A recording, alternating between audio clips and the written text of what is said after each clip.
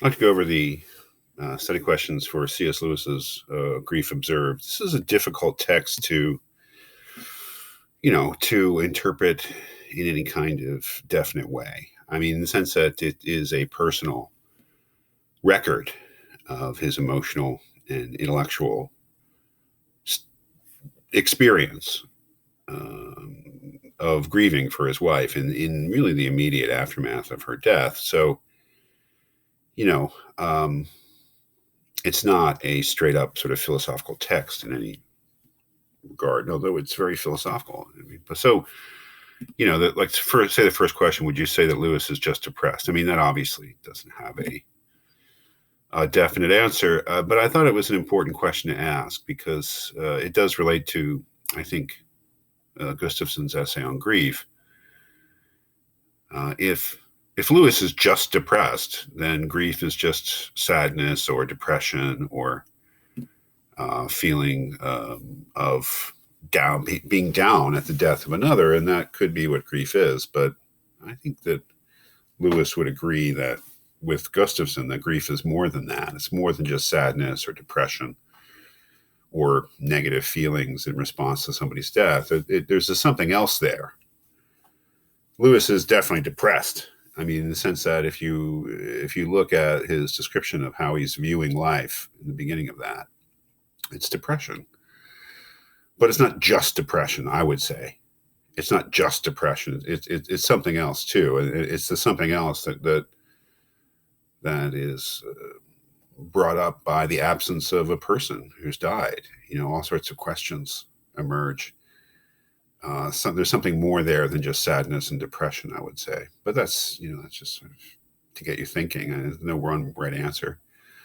Number two, Lewis asked the question, where is God? What is his answer to this question? Well, he's not there. I mean, that's a very important theme in this book, especially in the beginning of it, is that Lewis says that when you don't need God, God seems to be readily available. But when you do need God, you find, what does he say, the door locked and the house empty. That's a very important part of his grieving as a Christian, especially, is that his relationship with God is very ambivalent. His anger at God. And there's also suspicion that this whole belief in God thing has been kind of a joke, right? At least on his part. Either that there is no God or that his own faith has been a kind of a pantomime. It's just phony. Of course, that changes. And I think by the end of the book, you can't really say that Lewis either doesn't believe in God or somehow believes that his own relationship, his own faith in him is phony. I mean, it changes, right? One of the things that Lewis says is that grief is a process. It's not a state. It's an ongoing, changing process, which needs a history, not a map, right? So that's the thing. Reading the thoughts of somebody who's going through something, his thoughts change, his ideas change. But at least at one point, the answer to the question, where is God, is that God isn't there. So either God has abandoned me or God doesn't exist. That's definitely a certain phase of his grief. Number three, of his relationship with his wife, Lewis says, we both knew we wanted something besides one another. What was that other thing? Of course, that other thing was their relationship with God. One of the really poignant aspects of Lewis's grief is that as a Christian, he knows that he believes that his wife is better off with God. Of course, this is the culmination of the Christian life. Salvation is being with God. But his own selfish need for her is at odds with that. Lewis can't just say, oh, she's in a better place, because that's not what grieving is like. Grieving is not happiness that the loved one is in a better place. Grieving is that thought, for a Christian at least, with the strong desire that they not have died. This is where I think the connection with Gustafson really comes in. Number four, at one point Lewis says her absence is like the sky. What point is he making by this simile? again, that's towards the beginning when he's really, I think, describing symptoms of depression, where he says it's not any particular thing that they did together that brings her memory up or his despair up. It's everything. Her absence is everywhere in the sense that everything seems wrong, everything seems off. Her death or her absence casts a pall over everything. It's not just particular things that might remind him of her. Number 5, how does Lewis define death itself on page 6? If I'm not mistaken, he defines it as separation, which unfortunately we didn't have a chance to read beyond a little excerpt from Paul Landsberg's The Experience of Death, but I think it's quite interesting that that is more or less how Landsberg in his Christianity defines at least the importance of death. That death is separation, the breaking of community. The absence of the loved one is, to a certain extent, the destruction of one's being through the destruction of the community with the loved one. So that he defines, at least, death at a certain point as separation is actually quite interesting. But he defines it as separation, I believe, on page 6 or whatever page. Sorry if the page numbers are messed up. Number 6, Lewis says that he doesn't have a good photograph of his wife. Why is this a matter of concern for him? Well, again, in the beginning of this book, before he kind of gets over this towards the end, he is very concerned with whether or not he's remembering her properly. And I find this, again, very, very interesting. It's almost as if he believes that as her husband, he has a responsibility to be the rememberer of her. And he finds that he can't, that he can't remember her properly, or that he's somehow losing the reality of her. And he recognizes, first of all, that this is inevitable, that, as he says, if you don't have the real person there to correct the mistakes in your memory of them, very quickly you are going to start misremembering them. But this is natural and inevitable. This is the simile about snowflakes, number 8 on page 20. What point is Lewis trying to make with the simile about snowflakes? And that is that, the snowflakes begin to cover the statue, and that's our memory sort of rebuilding the reality of somebody in our minds when they're not there to correct it, and that this is an inevitable process. The real her, the real earthly her, is not something that will be recovered.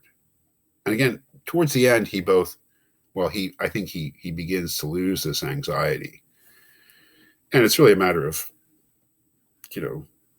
I think accepting the fact that she's with God, not with him, and that he'll never recover the earthly life they had together. Number 7, at the start of chapter 2, Lewis says, "For the first time I have looked back and read these notes, they appall me." Why? Pretty simple. He says, because he's been writing about himself. The selfishness of his grief is what strikes him. That, as he says, if I read what I've written so far, you would think that the most important aspect of her death is how it affects me.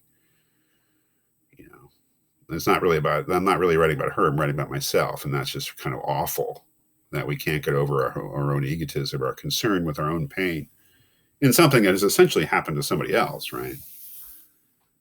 And I thought that was interesting too, in the sense that maybe grief is by definition a selfish thing, in the sense that it's a kind of an indulgence in self-pity. But, I don't know. Maybe he's being too hard on himself. I don't know. We talked about number 8. Number 9, what point is Lewis making in his metaphor of the rope? Well, I mean, the rope is really his faith in God.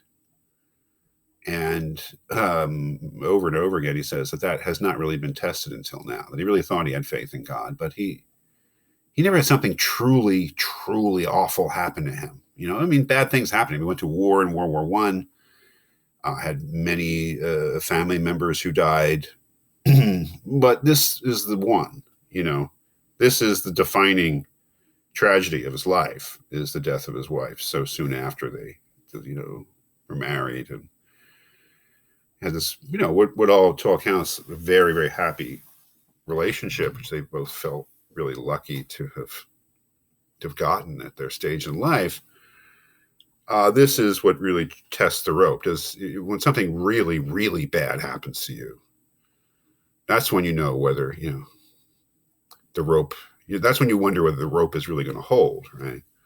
When you don't need the rope to hold, you're confident. But when you do need it to hold because you're sinking into despair, can you really trust the rope? So I think the rope really is his faith. Number 10, Lewis asks, in what place is she at the present time? What is the answer to that? Well, I mean, that is a very important philosophical question when it comes to the dead. If we believe that they still exist, the question is, where are they? And the only answer to that is they are nowhere. If I ask where, I don't know, a famous person is, if I ask where Obama is, I don't know where Obama is, but I know that he's somewhere, right? If I think of where my brother is right now, I don't know. I mean, I don't know exactly where, but he is somewhere. But of the dead, we cannot say that.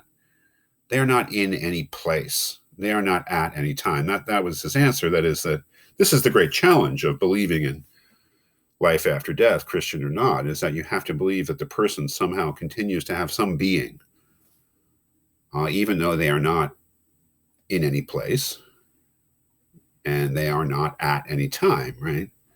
It's a different form of being. This is the great metaphysical challenge of the view of death.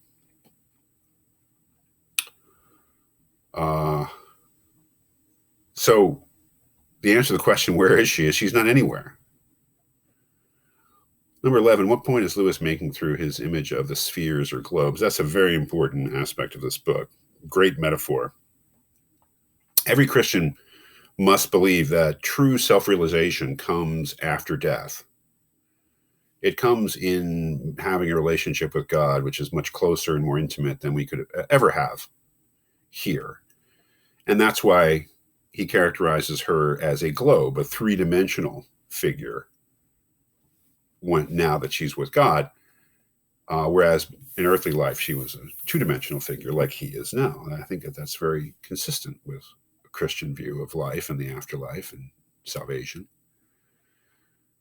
And he's smart enough to know that, what he really wants is that two-dimensional connection with her back, where the two spheres intersected. And that's exactly what he can't get. So a lot of it is really him working out his emotions with regard to this, to whether he can really ever say that he's glad that she's with God rather than with him.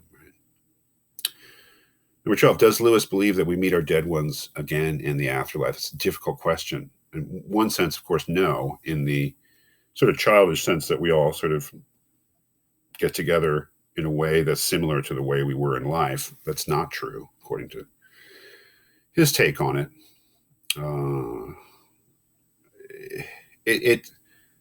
There's no simple answer to it, because we certainly don't meet our dead loved ones again in the afterlife in any respect in the way that we knew them here. It's different. In another respect, of course, the afterlife is a sense of communal being with God. So there's no really simple answer, I think. Well, number 13, what kind of fears about the nature of God does Lewis express? Well, that's really dotted throughout, especially the early parts of it. Fears that God doesn't exist, I think, are there, but also, and more importantly, fears that God is not the kind of God that he thought God was. It's there. God as one point he says, the great vivisector. God is the cosmic sadist or something. His worst fear is that God doesn't treat people any better in the afterlife than they're treated in life, which is a terrible fear that he has. So he has all sorts of, ambivalent feelings about God throughout this whole thing. I think by the end of it, he's more satisfied in God's goodness, that he feels a sense of comfort and solace that his wife is with God. But that is certainly not the dominant or only attitude towards God in the book. There's a lot of different attitudes towards God in the book.